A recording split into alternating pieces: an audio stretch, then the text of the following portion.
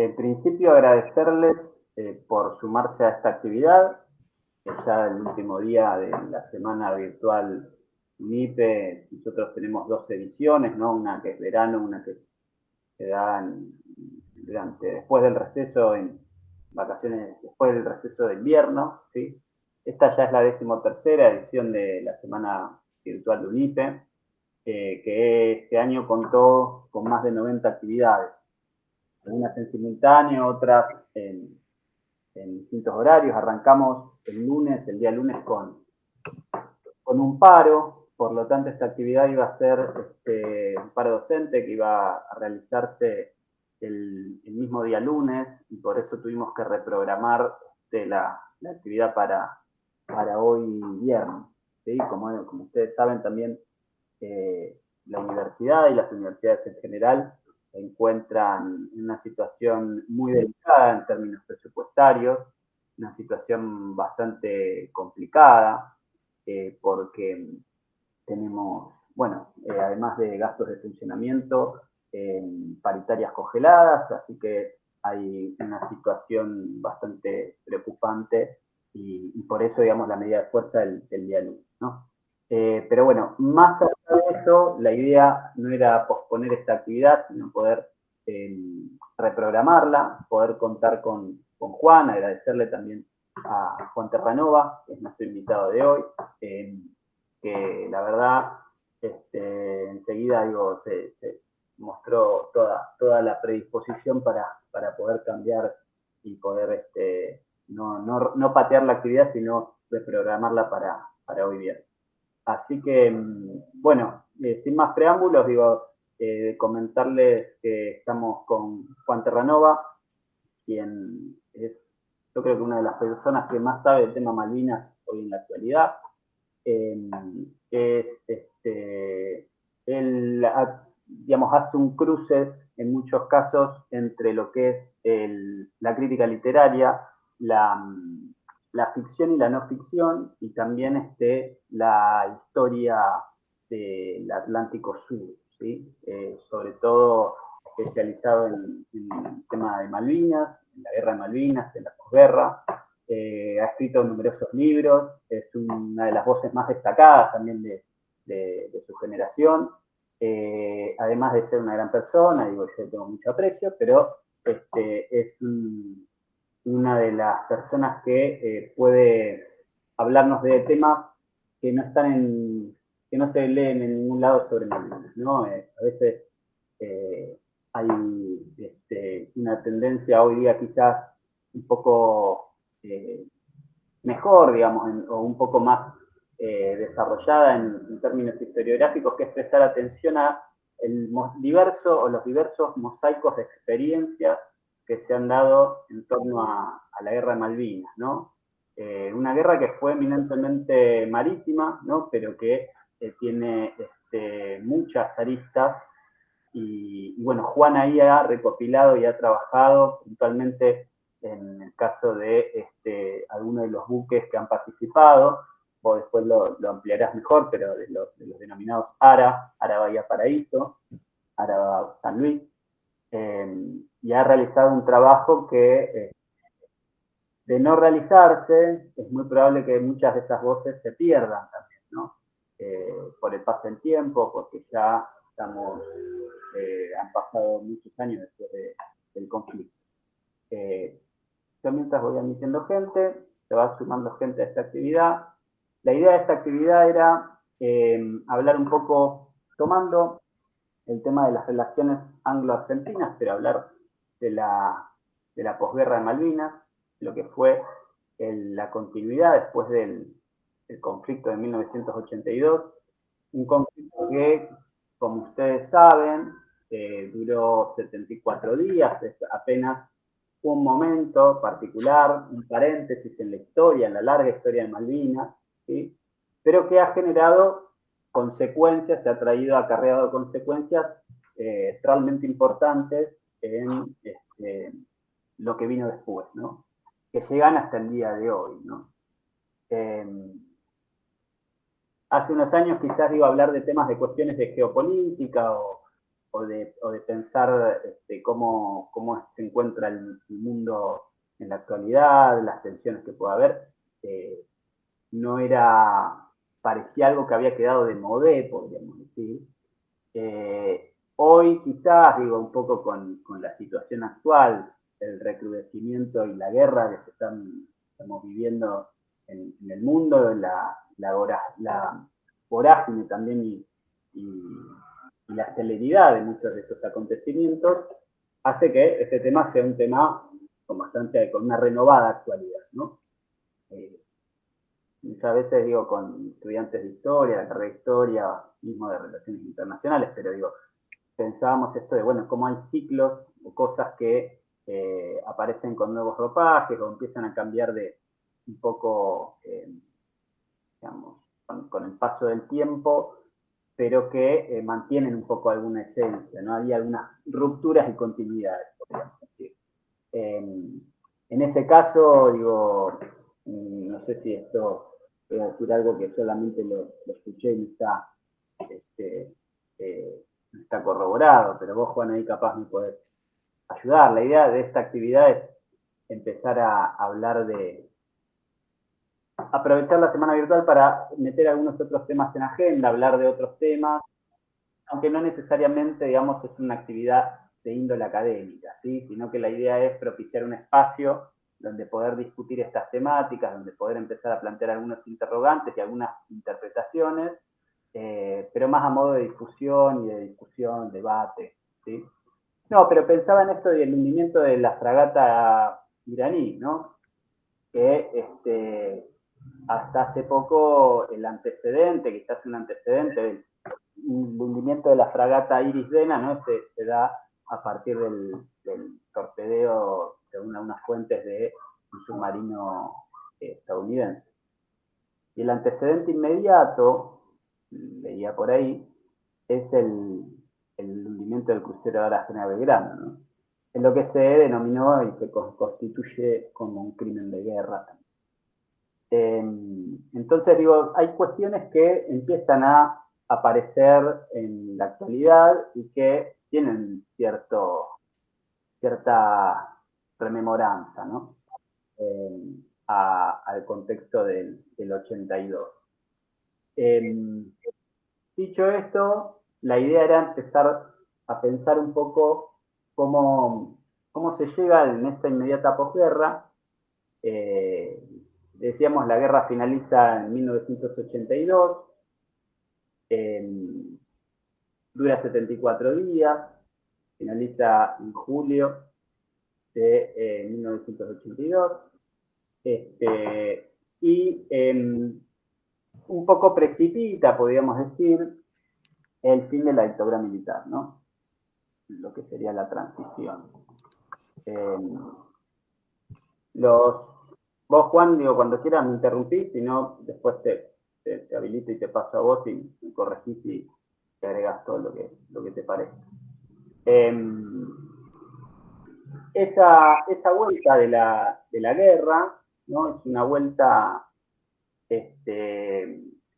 la cual los soldados, ¿no? La mayoría de soldados conscriptos, que son los que mueren en su gran mayoría, ¿no? Malvinas es una de las guerras que no cuenta con bajas en su generalato, ¿no? O sea, no hay grandes, no hay, digamos, oficiales de alta graduación que mueren en el conflicto. Después, Juan, en todo caso, matízalo vos, pero la idea es que a la vuelta de esa guerra, a la vuelta del conflicto,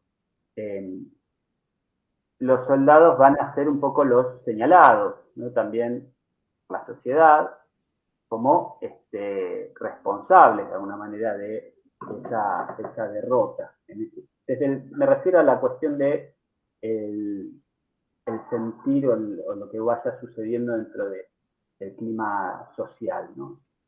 Eso es un poco señalado así, ¿no? Mismo los propios excombatientes, en muchas de sus vertientes, en muchas de sus experiencias, coinciden un poco en eso y coinciden un poco en la necesidad de empezar a revisar lo que había pasado en Malvinas, ¿no? Y ahí surgen muchas experiencias, algunas que van a denunciar más adelante algunas torturas, algunos vejámenes que sufren en las islas, que eso queda documentado en un informe que manda a elaborar, digamos, la, la propia cúpula militar, que es el informe Rattenbach, ¿no? Con otros informes previos, el informe Calvi y distintos documentos que dan cuenta de algunas extrapolaciones, podríamos decir, de lo que sucedía en el contexto de la dictadura militar en el continente a las islas. Pero bueno, no es el caso de todas las experiencias de lo que transcurre en Malvinas, ¿no? Hace tiempo, por ejemplo, empezaron, o se popularizó un poco más, digo, la experiencia de las enfermeras de Malvinas, ¿no? Las instrumentadoras quirúrgicas que se desempeñaron en el Hospital de Río Gallegos. Pero lo que me parece interesante de esto es pensar que esa posguerra, un poco el tema desde la conducción estatal, desde el Estado, deja de ser un tema en agenda, ¿no? Se deja de hablar de Malvinas, se habla de lo que sería una política exterior que va a plantear el paraguas de soberanía, ¿no? Que sería de no referirse a Malvinas, sobre todo en las relaciones con el Reino Unido, ¿no? Un poco lo que nuestra excusa respecto a hablar de los acuerdos de Madrid tenía que ver con que los acuerdos de Madrid van a ser el punto en el cual son dos en realidad se denomina como acuerdos de Madrid, pero uno es una declaración conjunta entre los gobiernos argentino y del Reino Unido en febrero de 1990, y otro es un convenio de promoción e inversión de inversiones extranjeras que se da en diciembre del 90, ¿no? Que es una ley que es votada por el Congreso del Senado. Y que es un poco el punto en el cual se restablecen, ¿no? Mismo por los propios británicos, señalado por los propios británicos, de manera muy acelerada las relaciones diplomáticas, ¿no? Y que algunos van a denunciar también, o van a plantear como la convalidación de la derrota y un poco la aceptación de algunas condiciones a esa derrota, ¿no? Un poco lo que charlábamos con Juana, pensando esta actividad, tenía que ver con pensar la posguerra de Malvinas, ¿no? Y lo que viene después en el contexto de Argentina, también como parte de ese saldo de la salida de una derrota bélica, una derrota militar, que tiene su impacto en nuestro país en, y, y en lo que va a venir en la transición democrática. Ya durante el gobierno de Alfonsín, ¿no? Si bien no se restablecen esas relaciones con Reino Unido, sí van a aparecer algunos mojones o algunos hitos importantes que generan, dan un poco ese panorama de la derrota, ¿no? Por un lado, en el 86, en 1986, el Reino Unido va a extender, ¿no? Va a proclamar de manera unilateral la extensión de su zona económica exclusiva, ¿no? Va a extender lo que sería 150 millas náuticas, la zona de influencia sobre Malvinas, ¿no? Eso prácticamente nos involucra porque nos deja como un estado ribereño del Reino Unido, ¿no? Y por otro lado, justamente lo que hace es establecer un área en el cual se puede o tienen el monopolio lo que serían la pesca y la riqueza histícola de en torno a las islas. Un contexto en el cual el consumo, por ejemplo, de pescado y el precio mismo del pescado a nivel mundial en los años 80 va a estar en incremento. Quizás uno de los comercios más lucrativos tiene que ver con la pesca del calamar, ¿no? Pero digo, a partir de ese momento, Reino Unido va a extender licencias de pesca a distintos países del mundo, ¿no? Y esto genera y tiene un impacto directo en la economía de las islas, ¿no? Incrementa de manera exponencial, ¿no? el PBI per cápita de los habitantes de las islas, y consolida la presencia británica en torno a Malvinas. Eso por un lado. Más adelante, en 1988, va a haber también una serie de lo que se denominó como el operativo Fight Focus, que va a ser un operativo también que se va a desarrollar en la zona del Atlántico Sur, con maniobras militares por parte de Gran Bretaña, el Reino Unido, al cual van a responder la Armada y el Ejército, sobre todo la Armada, digo, pero con el denominado operativo Grifo, que también trata de entorpecer toda esa actividad en la zona del Atlántico Sur. Es decir, que las tensiones que suceden y se generan entre Reino Unido y la Argentina continúan, se prolongan en esa posguerra. Son tensiones que también, digamos, quedan abiertas, digo, por ejemplo, en torno al conflicto entre Argentina y Chile por el canal del Beagle, ¿no? Hay como una serie de disputas que están todavía con cierto que no se terminan de concluir. Quizás que esto empieza a cerrar esa etapa, ¿no? Un poco el objetivo del gobierno posterior, del menemismo, empieza a ser cerrar esa etapa de conflictividad, podríamos decir de alguna manera, pero que, bueno, empieza a adquirir otras políticas, profundizando, ¿no? ese modelo neoliberal que continúa desde la dictadura en adelante, ¿no? Hablando en términos de modelo económico y de estructuras económicas en el mundo. A mí me interesaba señalar solamente y ya le doy la palabra a Juan, que en el contexto, mientras entra gente ahí, en ese contexto del año 90, ¿no? En el cual se llega a estos acuerdos de Madrid, y que el menemismo, digo, va a llegar, ¿no? a ganar las elecciones con las consignas del salariazo, ¿no? De la revolución productiva, y que Alfonsín va a entregar va a entregar la presidencia antes de tiempo, producto de el descalabro económico. El menemismo genera, en ese interín, digamos, entre el 89 y el 90, por ejemplo, sanciona, ¿no? las leyes de emergencia económica y de reforma del Estado, ¿no?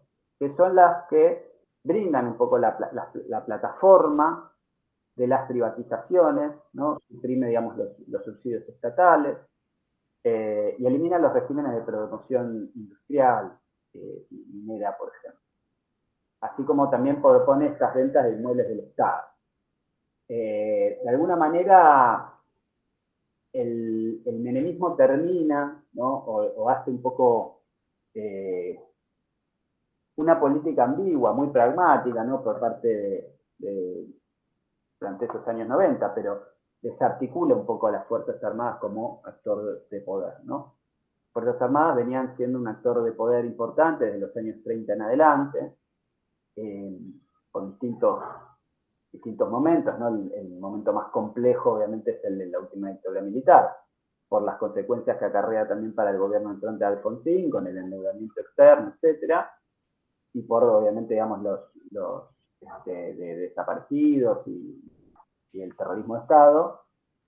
Pero lo que me parecía interesante es entender que entre el 89 y el 90, por ejemplo, el 29 de diciembre del 90 concluye el último levantamiento Cara Pintada, ¿no? En el cual es reprimido con mucha fuerza por parte del menemismo. Y, por ejemplo, en agosto de ese año, en agosto de 1990, Menem también se va a imponer a Antonio Cafiero en la presidencia del partido, ¿no? Empiezan a darse una serie de modificaciones muy rápidas entre el 89 y el 90, en términos de reformas estructurales del Estado, ¿sí? Son modificaciones que llegan al día de hoy. Por ejemplo, empieza a pensarse el tema de la descentralización de servicios, todo lo que tenga que ver con educación, salud, que empieza a ser parte, un poco más adelante, pero digo, parte de los servicios que se transfieren a las provincias, de los mal llamados servicios, no porque son de una manera de responsabilidades del Estado, ¿no? Pero que empiezan a transferirse a las provincias, ¿no? En el medio de eso también está este enfrentamiento entre Menem y, por ejemplo, algunos sectores de los comandos, ¿no? En el caso de Menem, su enfrentamiento, digamos, más público es con Seineldin, que es el líder de estos movimientos Cara Pintada, en el cual Seineldin va a recibir una condena de cadena perpetua, ¿sí? Va a ser recién indultado por Duhalde, durante la presidencia de Duhalde, pero a la vez, por ejemplo, en este mismo año es cuando se produce la ampliación de la Corte, ¿no? Entonces, la ampliación de la Corte Suprema incorpora llega hasta 9 miembros en su composición, y que va a constituir lo que luego se va a conocer como la mayoría automática del menemismo, ¿no? También. O sea, es un año en el cual el aparato de poder del menemismo se consolida muy, muy rápidamente. Pese a que el otro sector del peronismo, que era el cafierismo, había ganado las elecciones en medio término del 87, había aumentado un poco la composición y tenía composición de diputados importante. Pero el menemismo empieza a consolidarse muy rápidamente en sus años 90. Y en el marco de eso, esos años 90, se producen los acuerdos de Madrid. Estos acuerdos, ¿sí? Se dan también en el marco de una cercanía muy importante con los Estados Unidos, ¿no? Menem mismo va a participar como aliado extra-OTAN de la guerra del Golfo, por ejemplo. Pero me parecía interesante remarcar un poco cómo ese alineamiento con Occidente, cómo ese alineamiento con los Estados Unidos, también repercute en ese vínculo y ese restablecimiento del vínculo con el Reino Unido, ¿no? Siempre, digamos, con esta cuestión respecto a la reserva de derechos sobre las Islas Malvinas, ¿no? Que continúa, ¿no? Durante el menemismo continúa todo ese paraguas de soberanía, ¿no? Que me parece eso que es interesante para plantear. Yo les quería comentar que tuve una investigación, digamos, que está en curso, pero había visto, bueno, los debates del Senado, ¿no? En el cual la única voz que se alza frente al tema del convenio de promoción de inversiones entre Argentina y Gran Bretaña es el senador Hipólito Solari Yrigoyen, ¿no? Que es una figura importante del radicalismo, importante de Malvinas, por su trabajo si mal no recuerdo, tiene un libro que es Así son las Islas Malvinas, vos me dirás Juan después, no recuerdo bien, pero es una figura muy importante de peso en el radicalismo, que justamente lo que plantea es que en ese mismo debate en el Senado, plantea que se genera una licitación justamente en la década del 80 en las Islas Malvinas por unas estancias, ¿no? Que en la zona de la Fonia, eh, y que no van se le va a prohibir que la Argentina participe de esa licitación, ¿no? Entonces el argumento un poco de Solari y Irigoyen es, bueno, cómo podemos hacer un convenio de promoción e inversiones digamos, de protección de intereses entre ambos países, entre ambos estados, si tenemos vedada la posibilidad de nosotros poder hacer nuestras propias inversiones en nuestro propio territorio, ¿no? Que serían las Islas Malvinas. Pero bueno, todo esto un poco como preámbulo para dar un poco de contexto, así un poco más anárquico, pero repasando un poco como lo que fue el alfonsinismo y esos primeros años de consolidación del menemismo, y darle la palabra a Juan, que también que nos cuente él, digamos, desde su mirada, de su análisis de la guerra, desde cómo fue esa salida de la guerra, y de cómo podemos pensar, o cómo podemos armarnos nosotros también un boceto, una idea de cómo continuó, de cómo se estructuró esa posguerra, ¿no? Así que, bueno, con esto, digamos, te damos la palabra, Juan, y te escuchamos. Hola, buenas tardes. ¿Me escuchan bien si hablo desde ahí? ¿Sí? ¿Me escuchan bien desde ahí? Sí, sí. Genial. Porque, bueno, ahora estoy en el Museo Malvinas e Islas del Atlántico Sur, en el auditorio, y puse la computadora como para que me vean bien, pero estoy un poco lejos. Pero bueno, si me escuchan bien ahí, me quedo ahí. ¿Te escucha bien?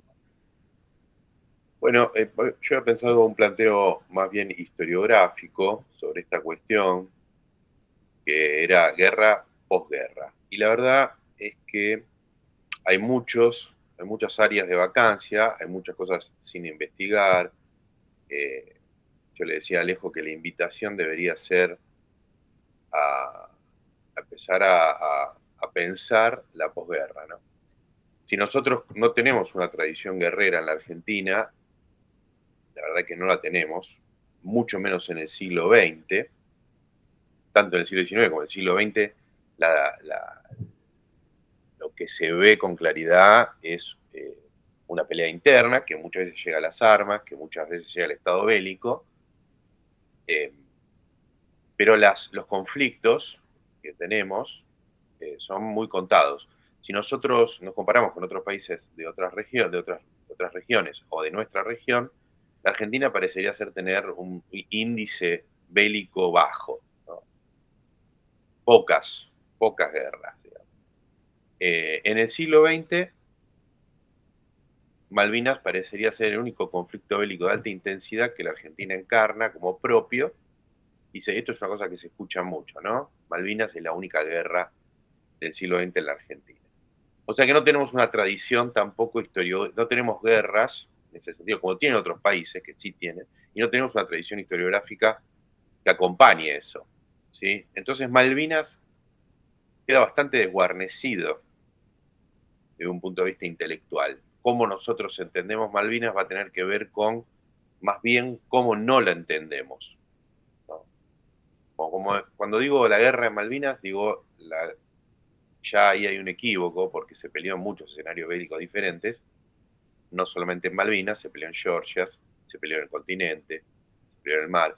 O sea que el conflicto, el nombre debería ser más específico, más científico, es conflicto bélico del Atlántico Sur. No se peleó solo en las dos islas, sino que se peleó en un escenario mucho más grande, que aparte abarca otro escenario muchísimo más grande, que incluye toda la Patagonia, yo diría el país completo, incluyendo la Antártida, ¿no? O sea, la guerra de Malvinas se da en el centro del mapa bicontinental. El mapa bicontinental oficial a partir del 2010, que es nuestro mapa, el que incluye la parte latinoamericana, americana de la Argentina y la parte antártica. O sea, no tenemos herramientas, no tuvimos herramientas en el siglo XX para pensarlas, no tenemos tradición para pensar las guerras, y eso hace que Malvinas sea una anomalía y que aparte sea olvidada muy prematuramente, ¿no? O sea, nosotros peleamos una guerra contra una potencia occidental, como es Gran Bretaña, termina la guerra, empieza la democracia, no inmediatamente, hay un lapso de tiempo, que es muy interesante y sobre el que vamos a volver, y nos encargamos de hablar de la democracia. No hay una vuelta sobre los efectos de haber perdido esa guerra. Cuando uno pierde una guerra, en general, los efectos para el bando perdedor son muy notables. Condicionan la existencia política, social, económica de las naciones durante muchos años. Y es lo que nos pasó a nosotros, pero los intelectuales argentinos, mucho más los de la década del 80 y muchísimo más los políticos que construyeron la vuelta a la democracia, que encarnaron la vuelta a la democracia, niegan la guerra, niegan los efectos de la guerra. Eso genera una, ahora vamos a hacer una pequeña periodización sobre la posguerra, pero genera otro problema, ¿no? Que sería el problema historiográfico de la posguerra. O sea que tenemos una serie, un pool bastante importante de problemas que nos genera Malvinas. Primero, ¿qué fue Malvinas? ¿Qué fue la guerra de Malvinas? ¿Por qué la guerra de Malvinas? ¿Cuáles son los antecedentes de la guerra de Malvinas? Bueno, el museo en el que estoy ahora yo y en el que trabajo, donde también trabajó Alejo, el Museo Malvinas e Islas del Atlántico Sur, que es un museo nacional que depende de la Dirección Nacional de Museos, es una respuesta nacional muy tardía a esta situación, a los antecedentes de la guerra. Luego tenemos la guerra en sí, que la guerra en sí, siempre se dice, la desconocemos, y es probable que haya una gran parte de los argentinos que la desconozca, pero sentimos hablar. Y todos conocemos uno o dos libros. Y se escribieron miles de libros sobre el conflicto. Muchísimos libros. La mayoría de historiadores amateurs, notablemente, ¿no? Historiadores que son militares, historiadores que no son docentes universitarios o investigadores de los diferentes organismos que se dedican a la historia o la historiografía, sino que son, primero, el primer grupo, los que participaron del conflicto, que no son historiadores, pero que generan fuentes sobre el conflicto, y en una segunda instancia, historiadores que tienen que ver o con las Fuerzas Armadas, y que pueden llegar a tener alguna formación historiográfica, o historiadores amateurs, que historizan y trabajan el tema en su tiempo libre, digamos. Esto es muy notable en Malvinas, ¿sí? Y mucho más en la década del 80. Entonces, eso ya genera una problemática. Tenemos una guerra que fragmentariamente está tratada de inmediato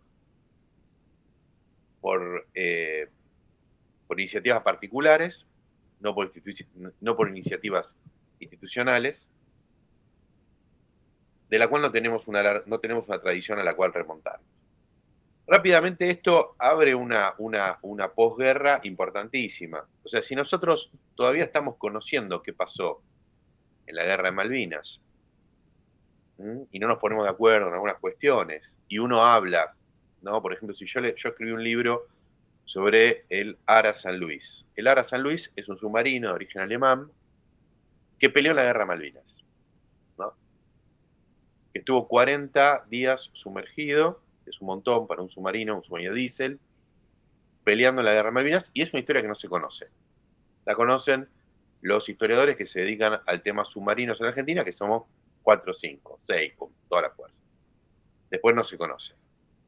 Y eso pasa todo el tiempo con Malvinas, ¿no? Hay hechos puntuales de la guerra que no son conocidos. De la historiografía militar, o de la historiografía social, o de la historia económica, o de la geopolítica misma. Entonces, la guerra sigue dando trabajo a los historiadores. Ahora bien, si todavía estamos discutiendo y conociendo la guerra en sí, la posguerra aparece como rápidamente como una zona de la historia directamente no estudiada. No hay grandes trabajos ni pequeños tampoco, que estudien la posguerra. No hay. O sea, sí se estudia la vuelta a la democracia, sí se estudia los años 90 para poner las 2 décadas que siguieron a la guerra, hasta el siglo XXI, por supuesto, pero nunca se las ve como parte de eso que llamamos la posguerra de Malvinas. Se las ve como otra cosa, otro objeto de estudio. Bien. Hasta acá alguna pregunta, igual después vamos a abrir el diálogo, tenemos un ratito, ¿no?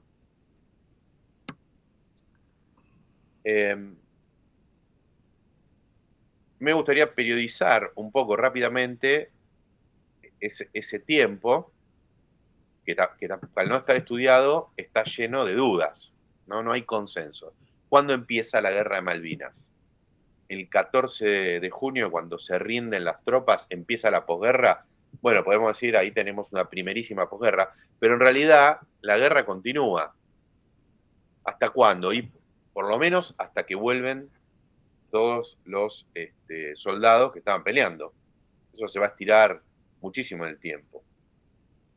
Algunos dicen que es hasta diciembre, algunas periodizaciones hablan hasta diciembre, cuando se destruye una base en las islas Thule, en la isla Thule, perdón, de las islas Sandwich del Sur, la base de Corvette Uruguay, que se había instalado ahí en 1976, a mano de los británicos, que la dinamitan. Ese podría ser uno de los fines, ¿no?, de la guerra. O sea que la guerra se estiraría, si tomamos la destrucción de la base Corvette Uruguay, la isla Thule del Sur, a manos de los británicos, se estiraría hasta diciembre del 82. Sin embargo, la vuelta de los soldados ya implica en esa segunda mitad de 1982, los problemas de la posguerra, la ubicación del soldado desmovilizado, qué hacen las fuerzas, cómo se empieza a contar. Es muy interesante cómo los medios de comunicación que están sobre la guerra, produciendo una cantidad muy grande de información, a partir de la rendición del 14 de junio, intervenidos por supuesto por la dictadura de ese momento, dejan de brindar información y empiezan a aparecer los libros. Conspicuamente, Los chicos de la guerra, de un periodista llamado Miel Korn. Libro muy importante que sale en agosto de 1982, fíjense, muy, muy temprano, ¿no? Entonces ahí tenemos una primera posguerra, podríamos decir, donde se dan una serie de condiciones excepcionales. Después tenemos las elecciones, donde gana Alfonsín, e inicia la vuelta de la democracia en la Argentina, y muchas veces eso no se estudia como parte de la posguerra. Sin embargo, es un efecto directo, como decía Alejo, del final de la guerra, ¿no? El llamado a elecciones es un efecto directo de la guerra de Malvinas.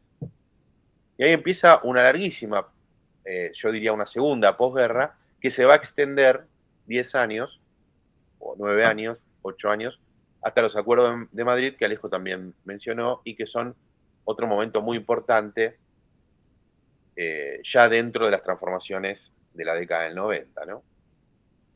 El gobierno de Carlos Menem va a tener una mirada diferente al gobierno de Alfonsín sobre la guerra y le va a dar otro matiz, otros colores, va a haber otras cosas en juego. Si bien hay muchas continuidades, también hay muchas diferencias. Tengo bien en claro eso porque me acuerdo, porque yo empecé a estudiar en la universidad a principios de los 90, o sea que eso lo tengo bastante claro. Las transformaciones ya son parte de mi historia. Si bien yo estaba empezando la primaria con la guerra de Malvinas, ya en la década del 90 estaba estudiando en la universidad y esas transformaciones las conozco, las viví, las recuerdo, ¿no? Esto es interesante cómo después a partir de eso va a venir la imputación de muchos historiadores, decir, no, eso no es parte de la historiografía porque es reciente, ¿no? O como mucho es historia reciente. Ahora, al día de hoy, ya no es historia reciente Malvinas. Ya pasaron más de 40 años. Sería como decirle a alguien que estudia en la década del 80 que el peronismo histórico es historia reciente. Pero las transformaciones que hubo del 45 al 85, fíjense que pasaron 80 años del 45 al 85, no estoy diciendo nada extraño. Las transformaciones no pueden ser estudiadas, ¿no? El peronismo histórico en 1985 no era historia reciente. Y nosotros seguimos pensando, muchos historiadores siguen pensando al día de hoy, que Malvinas es historia reciente. Entonces tenemos una primera posguerra durante el gobierno militar, una segunda posguerra con la vuelta a la democracia y una tercera posguerra ya en la década del 90, que va a tener un tratamiento, como les decía, diferente. Ahí ya tenemos una zona vista desde Malvinas muy poco estudiada. O sea, una de las grandes invitaciones que hace el tema es a estudiar la posguerra, ¿no? ¿Qué pasó en la posguerra? ¿Qué pasó con los centros de veteranos? ¿Qué pasó con... El centro de veteranos, por ejemplo, es un tema que, salvo algunos centros de veteranos, los historiadores desconocen de forma perfecta, como si no tuviera historia, ¿no? Centros de veteranos que tienen algunos 40 años de existencia, ¿no? No son tema de estudio para historiografía. Y después tenemos, ya entrando al siglo XXI, yo diría otra posguerra, donde se resuelven, a partir de ciertas medidas que va a tomar Néstor Kirchner como presidente, se resuelven cuestiones que se arrastran desde el final de la guerra, ¿no? Por ejemplo, qué hacer con los que combatieron. Cómo va a entender el Estado Nacional a los que combatieron. O sea que ahí se abriría otra instancia, o sea, se cerraría con el reconocimiento, con las pensiones, con el reconocimiento a partir del trabajo, con el abrazo a los centros de excombatientes por parte de la política, empiezan a caer ciertos prejuicios que había con respecto a los que habían combatido, que ya están más grandes, y se empieza a ver de otra manera la historia. Yo creo que ahí esa sería la periodización que se podría hacer sobre la posguerra para empezar a estudiarlo. Es una invitación, ¿no? No sé, creo que podríamos abrir unas preguntas si quieren. No me quiero extender mucho más. Bueno, Juan, genial. Gracias. Y sí, abrimos a preguntas, tradiciones. Ahí está María Cecilia. Hola, ¿cómo están? Bien, vos. Buenas tardes. Bien, bueno, primero muchas gracias, muy interesante. Y yo tenía una pregunta, vos mencionaste que en agosto de 1982 salía un libro, cuando se deja los medios dejan de brindar información, sale un libro, y no llegué a escribir el nombre, me gustaría saber cuál es. Bueno, ese es un libro central que va a traer muchísima información justo cuando los medios de comunicación, eso es para estudiarlo también desde un punto de vista comunicacional, ¿no? Los medios de comunicación, espera que te quiero decir bien Sí, porque no llegué a tomar nota del nombre, justo vos lo mencionaste. Sí. Una película de Bebe Camín también, ¿no? Claro, eso quería chequear bien. Lo que sale en agosto, la historia es muy interesante también, ¿no? Yo dije Miguel Korn y el nombre lo estaba diciendo mal, es Daniel Kohn, ¿sí? Perdón. Y el libro que se consigue porque fue un mega bestseller, en Mercado Libre tuvo muchísimas ediciones, ¿no? Daniel Kohn, entonces, y el libro se llama Los chicos de la guerra. Ahí va. Esto Gracias. ya sería una tesis de doctorado. Leer Los chicos de la guerra de Daniel Kohn sería una tesis de doctorado. ¿Por qué? Porque, por un lado, viene a suplantar a los medios de comunicación como fuente de información. O sea, imagínense una sociedad sometida, no día a día, hora a hora, con el tema de la guerra, a medios de comunicación que todo el tiempo están hablando de la guerra, y que en un momento, cuando la guerra se pierde, dejan pasan a otro tema, ¿no? Desaparece el tema de los medios de comunicación y este periodista, muy joven, va al encuentro de los que vuelven, sobre todo los colimbas, los soldados conscriptos, los que no eran soldados de guerra, y los entrevista. El libro es una serie de largas entrevistas con diferentes soldados. Y le ponen los chicos de la guerra. O sea, como fuente de información es un libro magnífico, es increíble, es realmente muy interesante de leer. Es una fuente primaria atravesada por un montón de problemas, pero primaria, ¿no? Es el comienzo del pliegue historiográfico sobre la Guerra Malvinas, ese libro. Ahora bien, también tiene una versión cinematográfica que se llama Los Chicos de la Guerra, que también sale muy rápido y que tergiversa muchas de las cosas que aparecen en el libro. El guión de la película es otra cosa. Lo que toma es el título. Y el título en sí, Los Chicos de la Guerra, va a ser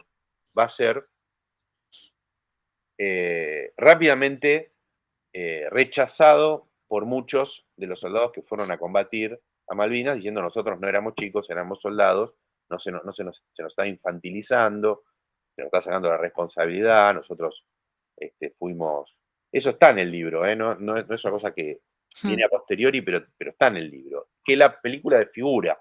Por lo tanto, hay una relación ahí, película-libro, también muy interesante. La película es ya parte del gobierno de Alfonsín, del alfonsinismo, y baja una línea muy diferente a la del libro. O sea que ya ahí tenés una ensalada impresionante de conceptos, de maneras de ver la historia, de cómo la política va a atravesar Malvinas, ¿no? Bueno, antes de que termine el año 1982, con esto ya cierro la respuesta, porque me puedo quedar 6 horas hablando de esto, Sí. y después llego a mi casa y me dicen, por favor, no hables más de Malvinas, no nos interesa nada lo que está diciendo, quedo me enganchaba, pues puedo hablar mucho de esto, para gracia o desgracia de los que me rodean. Sale el mismo año un libro de un escritor muy joven que se llama Túrolo de apellido, que se llama Así lucharon, que es la respuesta a los chicos de la guerra, donde se entrevista a oficiales. Ya no se entrevista a los conscriptos, sino que se entrevista a oficiales que dan una mirada completamente diferente del conflicto, profesional, con más distancia, es muy interesante también. En realidad son como dos libros unidos y diferentes al mismo tiempo, ¿no? Y todo antes de que termine el año, en esa primera posguerra militar. Buenísimo, gracias. Vos sabés que, bueno, esto que vos me decís de cómo los tomaban los soldados, digamos, el tema de su participación en la guerra, porque a veces no dimensionamos que nos enfrentamos a una potencia mundial, ¿no? Y y las proezas que hicimos con lo poco que teníamos, que por ahí también esto de que se pueden llegar a desconocer, ¿no es cierto? Y me ha pasado de escuchar, yo soy de Campana, acá en Campana hay veteranos de la Guerra de Malvinas, mi viejo, sin ir más lejos, estuvo en la Colimba y justo dio que él había pedido prórroga en la Colimba por estudio y no entró, sino iba de cabeza. Él perdió un primo en la guerra. Y bueno, y vos sabés que acá en Campana lo que ellos dicen es que si ellos tuvieran que volver a ir, irían otra vez, ¿no? Como que hay una historia contada por una parte de la sociedad que no coincide con el sentimiento que pudieron haber tenido algunos de los soldados, ¿no? Obviamente para nosotros no todo fue color de rosas, porque fue lo sufrimos bastante, pero a lo que voy es que como que había una historia medio escondida de cómo los soldados sentían un poco la guerra, ¿no? En las venas, digamos. Así que bueno, te agradezco por la respuesta. Sí, sí, eso es así. Está bien lo que decís. Es parte, yo diría, del reciente, algo reciente, ¿no? Del siglo XXI, casi diría, de volver a mirar y a reivindicar, a escuchar a los veteranos. Eh, lo único que de todo lo que dijiste, que me parece que está muy encaminado y es así, es una buena intervención con respecto a lo que pasa con Malvinas. Y yo creo que las nuevas generaciones están mejor preparadas para entender Malvinas desde ese punto de vista, quizás porque no fueron parte tan fuerte de lo que fue la dictadura, y pueden entenderla como una guerra, no se disputaba una soberanía, ¿no? Digamos, una guerra sobre una cuestión soberana. Lo único que te diría es que no teníamos tan pocas cosas, ¿eh? Eso también es un mito. No, claro, bueno, sí, Vos decís, sí, sí, dijiste, con sí, lo poco que teníamos. sí, sí, La Argentina en ese momento tenía una armada importante, tenía un sí, sí, sí, portaaviones, estaba preparada la Fuerza Aérea, tenía la conscripción, por lo tanto movilizaba muchísimos material humano. Se peleó, como es una guerra intraoccidental, o sea, dos países occidentales peleando, el armamento era muy parecido. Por ejemplo, el FAL, el fusil de la guerra de Malvinas, era utilizado por los dos bandos, mm, disparaba la misma munición, que es una munición NATO, que es fabricación argentina, pero en base a un modelo suizo, belga.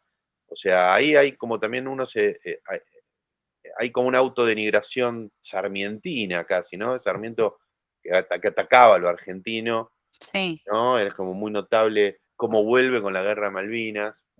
Este, Sí, no, capaz que me expresé mal, pero a lo que me refería, por ejemplo, las proezas que hicieron los pilotos, ¿no? Cómo manejaron ellos el tema de los movimientos por arriba del mar de forma de confundir un poco al enemigo, ¿no es cierto? Me refiero a que algunos de ellos comentan que no tenían una visual, porque no los acompañaba, digamos, una tecnología para semejante proeza.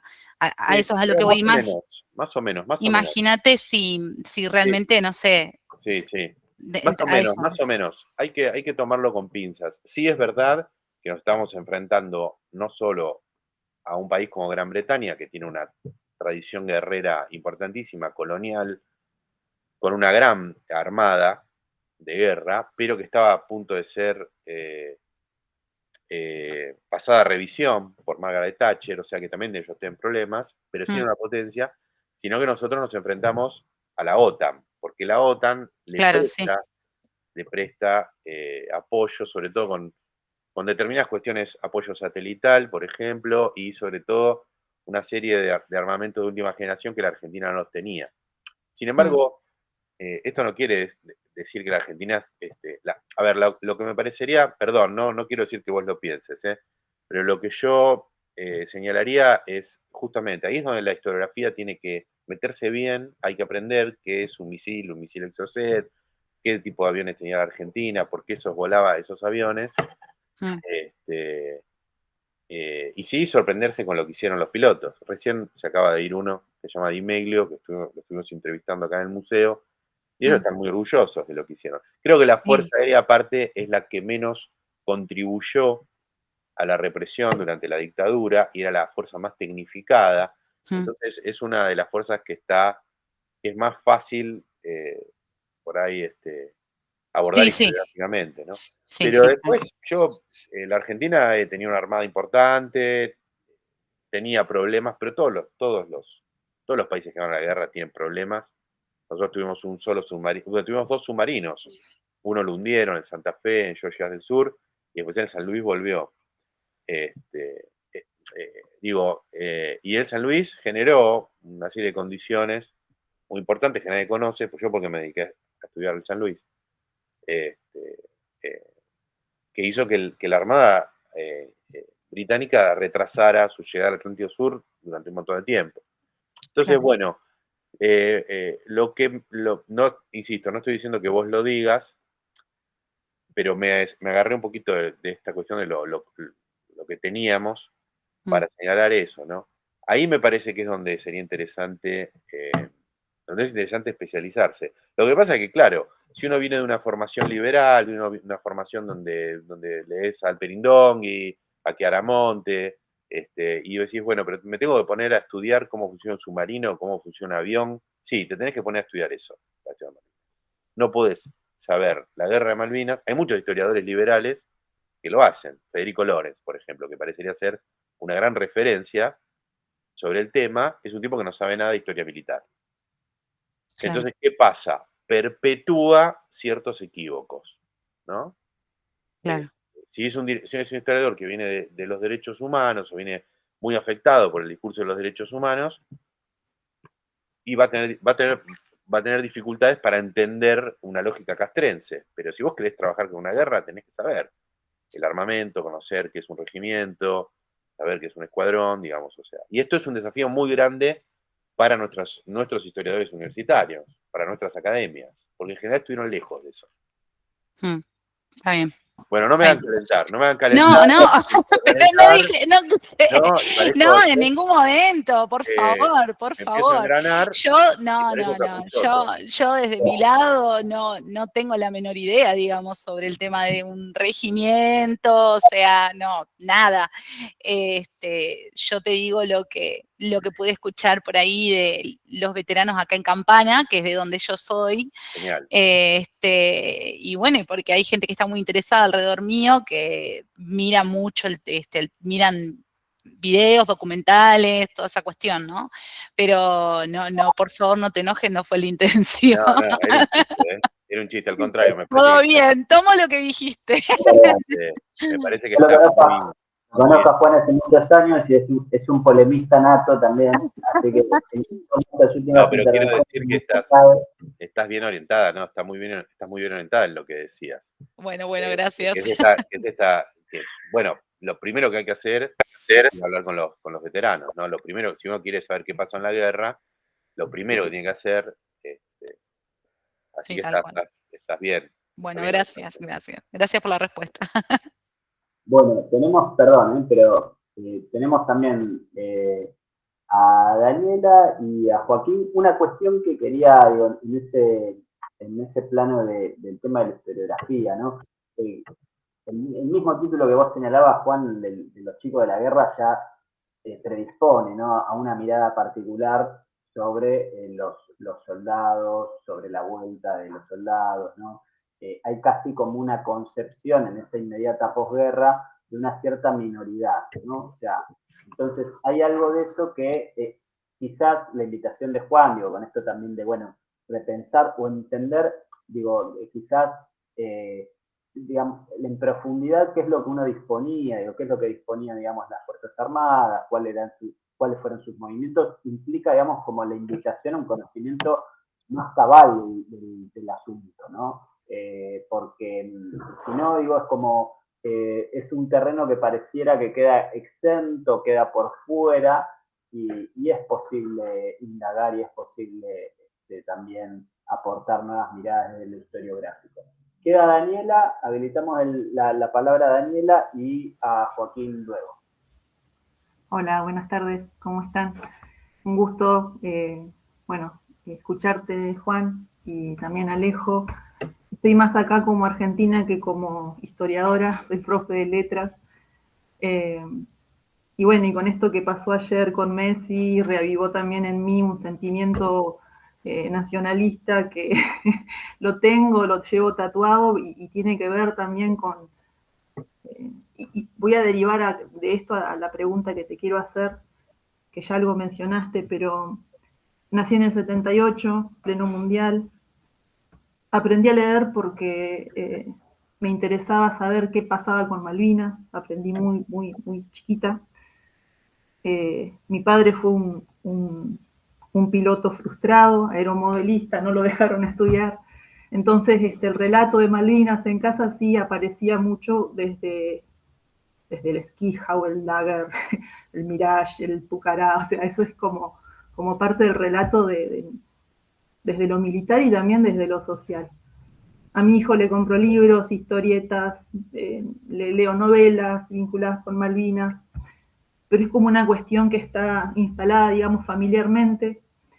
Y a mí lo que me preocupa, no tan solo como madre, sino también como argentina, es la desmemoria colectiva con respecto a hechos históricos como este.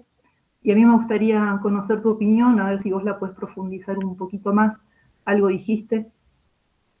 Con respecto a esto, ¿no? ¿Qué estamos haciendo mal los adultos de hoy, que somos los que estamos por ahí ahora hablando de esto, con respecto a las nuevas generaciones. Ayer con lo de Messi, bueno, posteé algo en mi Instagram. Digo, yo aprendí a leer por Malvinas y los goles a los ingleses, mi papá los festejó conmigo UPA. O sea, había una cuestión así que de pregnancia de lo nacional que era parte de nuestros días. Y esto, ¿no? De la transferencia de los padres, de las madres, de lo histórico en nosotros los hijos, ¿qué es lo que está pasando hoy? Que hay tanta desvalorización de nuestra propia historia. Vos algunas pistas viste, pero a mí me gustaría saber un poco más. Es un tema que me inquieta y que me preocupa. Ver esto, ¿no? Que con tanta liviandad se habla de hechos históricos que nos atravesaron y que nos siguen atravesando de un modo que no es pavada, ¿no? Y a mí me duele un montón esta cuestión de hacer con un mundial. Yo, la verdad, quiero que este mundial nos saquen en la primera ronda y no ver más la fachada del argentinismo, ¿viste? Así como enojada. No, pará, Sí, pará. Escaló muy rápido esto. No, momento. Sí, estoy como, ayer, ¿viste? Como que se me activaron un poco estas cosas. Pero tranquila, no digas cosas de las que después te vas a arrepentir. Sí, viste, Seguro, los héroes de Malvinas, se cantó mucho eso y ahora la bandera me parece que está bastante manchada y la pelota también. Así que me gustaría eso, escucharte a vos, a ver qué podés decir al respecto. ¿Qué te parece a vos de estas generaciones que están como muy... Gracias. Está buena la pregunta, ¿no? Está buenísima. Ya tiene una respuesta teñida de cierta sociología ya, no tendría que ver tanto con... yo no soy tan pesimista, Daniela. Yo lo que veo en los más jóvenes, y lo veo con mucha claridad trabajando acá en el museo, es que, al contrario de lo que decís, los jóvenes, interesados, por supuesto, ¿no? Pueden separar dictadura de Malvinas para estudiarlas. Y pueden ver las relaciones que hay entre la guerra y la dictadura, pero pueden estudiarlos de forma separada y ver la dimensión soberana o de soberanía dañada que implica Malvinas y que implica la guerra. O sea, esa separación me parece fundamental, no se hizo en esas primeras posguerras que estábamos describiendo, y eso trajo muchas complicaciones. Para el sentimiento nacional, por supuesto, ¿no? Pero también para la historiografía, para la enseñanza del Atlántico Sur, para la enseñanza de la Patagonia, para la apreciación de lo que podemos y lo que no podemos hacer. Entonces, ahora bien, las nuevas generaciones, claro, obviamente, me ha pasado, es una anécdota personal, pero que ilustra muy bien eso, ¿no? Si yo comparo, o una cosa que hacen mucho los veteranos, ¿no? Los veteranos dicen, cuando yo tenía 19 años, mirá la pinta que tenía. Entonces te muestra una foto de él haciendo la colimba, vestido de soldado, impecable, ¿no? Sirviendo a la patria. Y te muestra una foto de un reggaetonero, de elegante, al lado, y me dice mirá lo que es la juventud hoy, ¿no? Y la verdad es que es una comparación que no es válida, porque la juventud de hoy no es un reggaetonero con la cara tatuada, hay una parte de la juventud que será eso, y tampoco era la juventud del 82, el soldado que hacía caso, ¿no? Y que iba a la guerra sin cuestionar nada. Entonces, hay comparaciones, yo creo que estás muy afectada por lo que pasó ayer con Trump y Messi, entiendo perfectamente. Pero yo al contrario, creo que las nuevas generaciones se van a ir desprendiendo de estos prejuicios de los cuales hablábamos y van a entender Malvinas con mucha más claridad que nosotros. Van a descomponer el problema Malvinas en partes y lo van a poder entender. Lo cual no quiere decir que no tenga prejuicios. Van a tener que enfrentar sus propios prejuicios, ¿no? Van a tener que... Sí. Cuando decís las nuevas generaciones, ¿a cuáles te referís? ¿A las que No, votaron? yo tengo una hija de 20 años. Bien. Tengo una hija de 20 años y tengo un hijo de 12. Bien, Y para sí. mí, yo hablo con ellos y veo cómo ellos se relacionan con el mundo, sobre todo la de 20, y la verdad es que estoy esperanzado. Por ejemplo, ellos no vivieron cierto oscurantismo con respecto a la información. Ellos nacieron con Internet. Entonces, en ese sentido, es medio difícil engañarlos con ciertas cosas. Primero, para empezar, eso. La relación que ellos tienen con la información y con el saber es otra. Podrá tener también sus vicios, no digo que no, no es una cosa, no soy un utopista, socialista utópico que dice, bárbaro, ahora bien Internet nos salva a todos, no. Pero, y al ser nativos digitales ya empiezan a prescindir y conocen los espejismos a los cuales nos lleva Internet, ¿no? Eso me parece muy interesante. Y después no formaron parte, ¿no? De, como decía yo, de la complejidad que traía de la extrema crueldad y complejidad que le impuso a la Argentina la última dictadura cívico-militar. O sea, para ellos el 2001 es historia. Entonces la dictadura, entonces pueden ver, acá es donde me juego mi carta, pueden ver que la dictadura ya es un problema historiográfico y que Malvinas no. Malvinas es un problema presente, ¿no? Hay que recuperarlas. Tenemos que recuperar nuestra integridad territorial, tenemos que recuperar nuestra soberanía en el Atlántico Sur y tenemos que avanzar hacia, ¿sí?, la consolidación de nuestras posiciones en la Antártida. Ese programa lo tienen clarísimo. Y a mí me parece muy interesante esto, ¿no? O sea, de las nuevas generaciones. Por supuesto, a las nuevas generaciones que les interesa esto. Y vamos a decir, bueno, me interesa otro tema. Por ejemplo, no sé, me ha tocado viajar al NOA y donde Malvinas se ve de otra manera, ¿no? La lectura que hacen ellos de Malvinas, muy presente, tiene que ver con otras cosas. Por supuesto, es otra parte de la Argentina, tiene otras realidades. Pero sí, yo de los jóvenes espero todos. Es más, te voy a decir, Daniela, espero que ellos sean los que la recuperen. Espero estar vivo para verlo, pero creo que ellos van a ser los actores. Sí, yo te quería aclarar que no estoy en un lugar diferente. Cuando hablaste ahí de elegante, no soy una docente que crea en las teorías del déficit, de lo que cierta clase social no tenga. O sea, estoy parada en la vereda opuesta, pero sí pienso en esta cuestión y bueno, tiene que ver con el contexto de hoy. Decir con tanta liviandad y cantar con la bandera de Argentina en las manos y después pensar de que el fútbol no es político. O sea, hay un montón de cuestiones de las nuevas generaciones o de las generaciones actuales. Yo me refiero a las generaciones que votan hoy y que no formaron parte de esos hechos históricos. Pero no me vas a invitar al pesimismo y estamos en un momento complicado, No, pero sí. yo creo que, como decía Gramsci, hay que ser muy pesimista en la teoría, pero muy optimista en la práctica. Bueno, tengo amigos historiadores que son muy pesimistas, o sea, estoy muy mal influenciada entonces. No, yo creo que está bien lo que la pregunta que te haces. Pero yo creo que también hay que pensar que nuestros hijos van a ser mejores en ese sentido. O por lo menos yo estoy convencido de eso. Bueno, ojalá. Yo estoy un poco preocupada. Y ocupada también. Más que preocupada desde la queja, ¿no? O sea, me pregunto cosas, porque formo docentes, trabajo en la universidad y formo gente que va a darle clases a adolescentes. Entonces, sí, son cosas que me pregunto.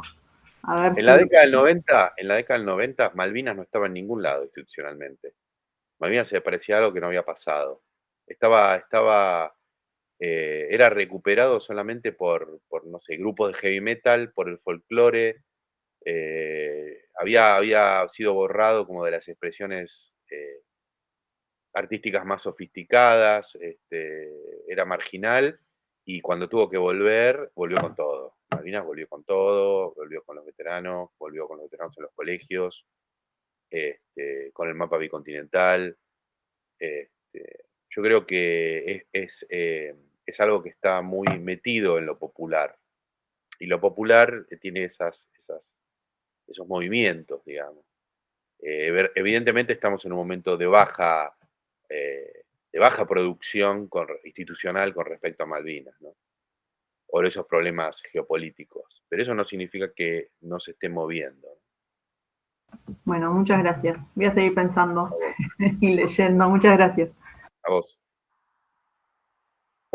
Ahora ahí te habilito la palabra, Joaquín, también, pero me quedé pensando un poco en eso que ustedes decían y cómo el tema Malvinas no está presente como una causa popular. Digo, yo ayer un libro que me parece interesante para leer para aquellos que quieren un pantallazo también sobre este tema es el de Rosana Guber, de Malvinas, que es un libro corto, es fácilmente conseguible, es barato.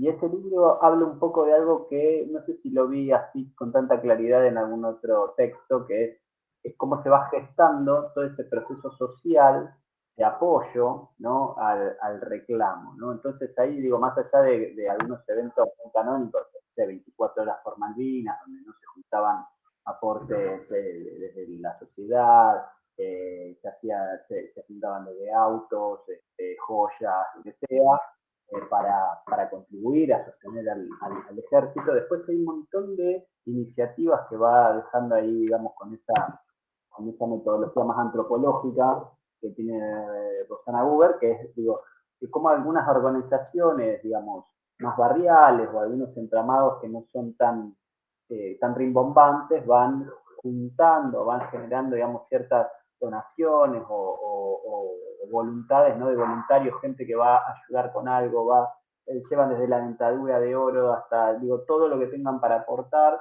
Entonces eso me parece que es muy interesante, de ese contrapunto entre lo estatal, entre la cuestión Malvinas quizás, o la cuestión más de política de Estado, y la causa, ¿no? Que es algo que está, digo, para diferenciar también, digo, dos posibles miradas sobre lo historiográfico. Uno que tiene que ver con la causa, con el sentir social, con la cuestión de más desde las experiencias y digamos, lo social, y otra que tiene que ver con la política de Estado, las relaciones exteriores, etcétera, etcétera. Pero bueno, más allá de eso, y gracias, digamos, por el aporte a Daniela, y bueno, Juan, siempre está bueno escucharte, y eso, además digo esto, Juan tiene la capacidad de poder introducir un tema, pero además hacerte pensar, ¿no? O sea, que eso me parece que es también el oficio de un buen investigador, pero de un buen docente también. Así que pasarte, vos Joaquín, ahí tenías algo también para aportar, habilitate y... Bueno, ahí está. Gracias también por el espacio. Gracias, Juan, también por este momento para conversar también de uno de los temas que a mí también me parece que son de los menos desarrollados o conocidos desde el común de la sociedad o lo que nosotros mismos vivimos. Yo particularmente no en la década del 90, pero sí le pregunto por ahí a mis abuelos o a mis padres, y no es un capítulo muy difundido. También como puede ser las negociaciones de la soberanía, ¿no? De parte del 65 al 74 o 76. También es como que el pre y el post de la guerra terminaron un poco en el olvido en ese punto. Ni hablar de 1833, que es el inicio, el núcleo. Me gustó también lo que comparto, pienso, ¿no? En ese sentido, lo que dijo Alejo recién de distinguir esto de la causa y la política de Estado nacional. Si bien en Argentina una política exterior consolidada no hubo de la misma manera que hubo sobre la política en la cuestión de Malvinas, porque fue transversal a toda la historia argentina y prácticamente fue lineal en el reclamo, no así la política británica, que fue mutando según el modo de colonialismo que se iba viendo, pero Argentina no ha sabido fortalecerlo en ese sentido. Y también pienso, también como compartiendo el punto de vista, que nuestro pensamiento como sociedad también fue mutando en función de los cambios de la política argentina. Es como que hoy las miro, por ejemplo, a mis primas o mi sobrina, que tienen entre 12 o, bueno, 20 años, y también ya tenemos todos incorporado el sticker de las Islas Malvinas en el termo, pero cómo fue complejo para las generaciones anteriores que, como bien decís vos, Juan, transitaron etapas diferentes, transiciones diferentes del conflicto de la misma cuestión. Tanto la guerra como el post, como después los vuelos de la AN, después el periodo de la pandemia. Pero bueno, antes de la pregunta pensaba en esto, en cómo había mutado. y cómo hay un montón de temas que pienso yo que son centrales, que no se han divulgado de la misma manera, como la guerra, la provincialización de Tierra del Fuego, que fue un proyecto inicial de Alfonsín también, es un tema que a mí me hace pensar de decir, bueno, el eslogan de Malvinas Argentinas está muy incorporado, pero ¿qué representa que Malvinas sea Argentina? O pensarnos como un país insular, ¿no? En ese punto. Un país de cara al Atlántico. En el norte tenemos por ahí una perspectiva diferente a los que tenemos en el centro y en el sur del país, y eso es lógico, pero qué diferente que es porque no hay una política también que se haya extendido en ese punto. Lo que yo pensaba como una pregunta particularmente, y bueno, pienso que, a paréntesis, tiene que ver todo esto que conversamos con el por qué o qué pensamos de la construcción de los veteranos también, que fue también mutando. La pregunta que yo quería hacer era, ¿cuáles serían los temas centrales si tuviésemos que abordar una línea de tiempo, más allá de la invasión, la primera colonia, bueno, la guerra en cuestión? ¿Cuáles serían los temas centrales para vos, que también estás en el museo, que podríamos abordar desde una primera mirada o de un enfoque para alguien que no tiene una perspectiva muy consolidada sobre el tema? Gracias. Bueno, y hay una biblioteca. Yo creo que hay que ir a la biblioteca y en algún punto reordenar los libros. No digo que no estén, no digo que falten en nuestras bibliotecas esos libros. Están, pero por ahí hay que ordenarlos de otra manera, ¿no? Hay que ordenarlos de otra manera. Como a veces damos vuelta el mapa, de la Argentina y la ponemos cabeza abajo para decir el norte es el sur, ¿no? Eso es una cosa que se ve en muchos esos juegos de relativismo cultural o geográfico, ¿no? Poner la Antártida en el centro del mapa. Eso con internet se ve mucho, es muy lindo, ¿no? Ver esas cosas, los juegos que se hacen con los mapas, ¿no? La crítica al mapa de Mercator, por qué aparece Estados Unidos enorme y la Argentina lejos, ahí perdida. Bueno, entonces, o Europa, lo que fuera, ¿no? Los diferentes tamaños de los países, las percepciones que nosotros tenemos. Nosotros tenemos una biblioteca, hay 3 bibliotecas. Yo creo que alrededor de Malvinas hay 3 bibliotecas y el tema sería reordenar esas bibliotecas. O sea, tenés la biblioteca de la historia argentina, que es una biblioteca que todos conocemos, que va de Villiquen al colegio secundario, a las diferentes programas que se dan en diferentes instancias de la escolarización, 1810, 1816, las guerras civiles, Caseros, la generación del 80, eso está, ¿no? El triunfo de la UCR, el nacimiento de las capas medias a la política. Bueno, eso está, esa biblioteca está. Pero después tenemos 2 bibliotecas más que no conocemos también, que deberíamos explorar, que una es la Biblioteca Regional del Atlántico Sur, que no empieza en 1810. Ni siquiera empieza con el Virreinato del Río de la Plata, que es muy breve el tiempo histórico de existencia, ¿no? Que empieza con la fundación de Buenos Aires, como la salida española al Atlántico Sur, ¿no? Que fue fallida, una primera fundación con Pedro Mendoza, una segunda fundación con Garay 50 años después, o alrededor de 50 años después, y la salida al Atlántico de toda esa cultura, esa riqueza y esas pretensiones geopolíticas que tenía el Alto Perú, digamos. O sea, ahí podemos empezar a hablar de la historia de la región. Fíjate que es una región que va a tener a Malvinas como la puerta bioceánica, que rápidamente Malvinas va a ser incorporada a los mapas, a veces como una isla medio fantasiosa, que existe, que no existe, la isla de Pepis, pero enseguida se constituye como una región importante del mundo, el paso bioceánico. No existía, por supuesto, el Canal de Panamá, entonces si uno quería ir de un mar al otro, tenía que pasar sí o sí por ahí, y empieza, bueno, por supuesto con Magallanes, la vuelta al mundo, pero empieza a haber un interés de los marinos por esa región, se empieza a explorar la Antártida, y todo eso tiene que ver con esa región, y con esa biblioteca está llena de libros y de mapas, ¿no? Y esa es nosotros vía el Villiquen estudiamos la historia reafirmándonos en la independencia, en la Revolución de Mayo, somos hijos de la Revolución de Mayo, estamos de acuerdo. Es una revolución que se va a extender a todo el subcontinente, a Sudamérica, ¿no? Ya lo sabemos, lo estudiamos en el colegio, arranca de Buenos Aires, no por nada arranca. La independencia de los países de Perú, de Ecuador, arranca de Buenos Aires, ¿no? Arranca del Atlántico Sur. Entonces eso lo conocemos, pero esa otra biblioteca de Carmen de Patagones como un puerto importante, de qué pasaba en Tierra del Fuego, cuando se la empieza a habitar, quiénes son los primeros habitantes, quiénes son los habitantes originarios, eso no está tan claro. No está tan incorporado. Y después hay una tercera biblioteca, que es la biblioteca en sí de la Guerra de Malvinas. La biblioteca de la guerra, que es tan grande como esas otras dos bibliotecas, ¿no? Todos los años salen muchísimos libros sobre la Guerra de Malvinas, y nosotros, para encarar esa zona del mundo, tenemos que leer esos libros. Tenemos que tener en nuestra biblioteca los libros señeros, La trama secreta, La guerra inaudita, hay un montón de libros ahí en la década del 80 que los tenemos que leer. Después tenés libros más técnicos, Comandos en Acción, bueno, qué sé yo, los libros que se escribieron sobre el Belgrano.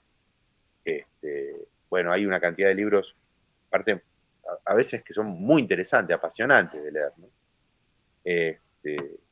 Y que no forman parte de una biblioteca que yo diría que es accesible, que hay que construirla en un punto, ¿no? O sea, que la construcción y la interacción de esas tres bibliotecas sería el desafío que nos propone esa región del mundo, a la cual pertenecemos.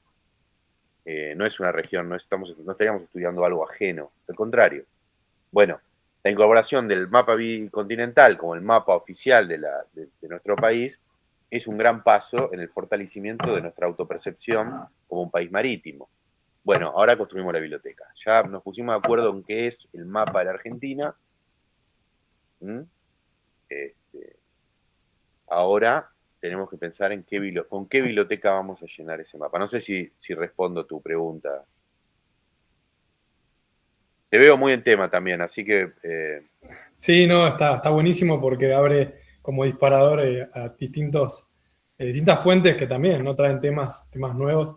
Sí, es un tema que a mí me gusta mucho también estudiar, y de hecho trabajo frente al Museo Malvinas, así que bueno, en el día del almuerzo siempre voy para allá. Bueno, avísame cuando vengas, sí, contá por mí. Buenísimo. Estamos en hora, Tolosa. Sí, bueno, solo hay una acotación que hice un comentario en el chat.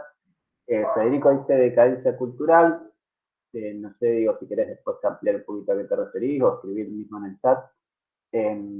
Paul, creo que tenía que ver con el tema de los pibes, las nuevas generaciones. Paula aporta lo siguiente, dice: buenas tardes a todos. Opinión mía, Malvinas en la práctica, en las agendas cuesta mucho traspasar las efemérides del 2 de abril. Lo cual es interesante, porque un tema que no tocamos, ¿no?, tiene que ver con que la fecha del 2 de abril, la fecha, ¿no?, si bien, digamos, es una fecha que hay que plantearlo bien, digo, pero es una fecha que es muy importante para veteranos y excombatientes. Es la fecha del desembarco también, ¿no?, en Malvinas.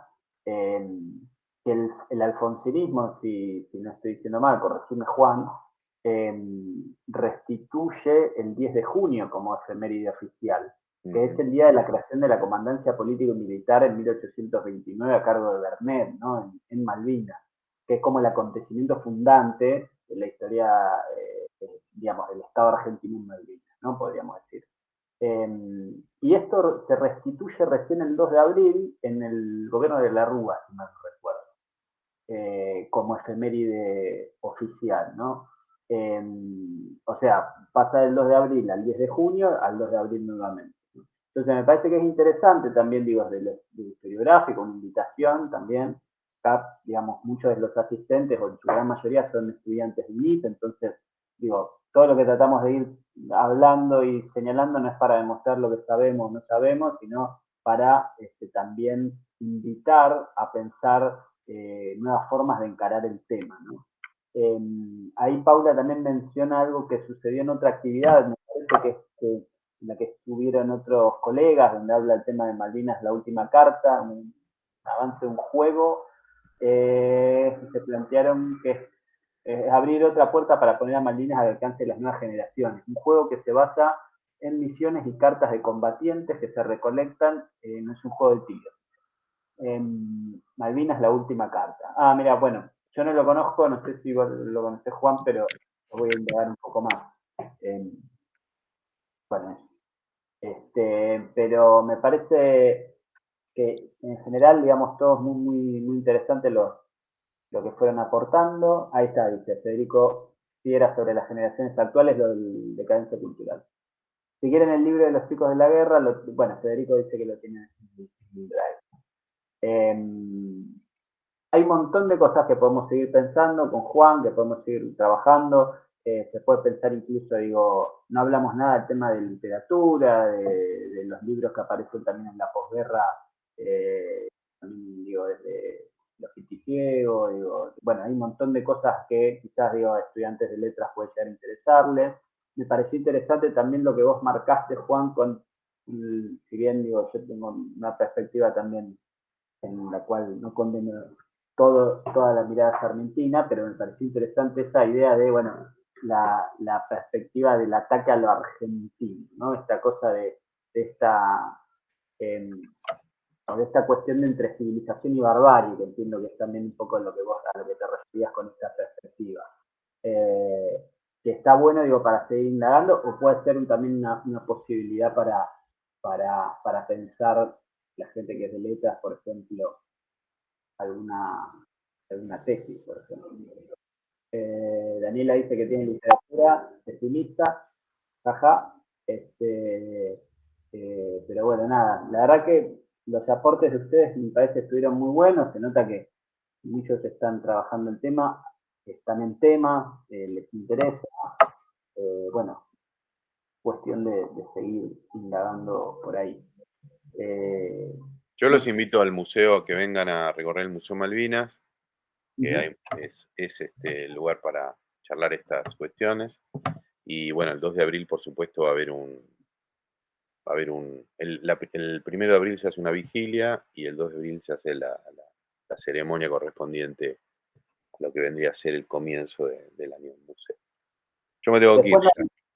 Bueno, yo ya te dejo, Juan. No hablamos del tema Antártida, nada de eso, que también es otra cuestión en la cual Juan trabajó mucho. Hay unos documentales, unas películas que él sacó, que se pueden encontrar en YouTube, creo. Etrel, Marambio Rock. Cualquier cosa nos contactan. Pero bueno, agradecerles, digo, a todos, agradecerte a vos, Juan. No sé si querés cerrar con algo. No, gracias. Gracias a todos por el tiempo, por el espacio. Muchísimas gracias. Y bueno, esperamos contar y seguir haciendo cosas con vos, que me parece que ahí hay mucho material. Lo interesante de estos temas es que ahí está todo por trabajar, ¿no? Entonces, ahí creo que eso está sobre lo que ya existe, pero digo, hay muchas cosas, digo, muchas puntas y líneas de investigación. ¿Quién dice quién encuentra ahí algún filón para seguir trabajando? Y hacer vida académica también, ¿no? Esa es la apuesta a las nuevas generaciones. Bueno, sin más, entonces vamos a dar por finalizado.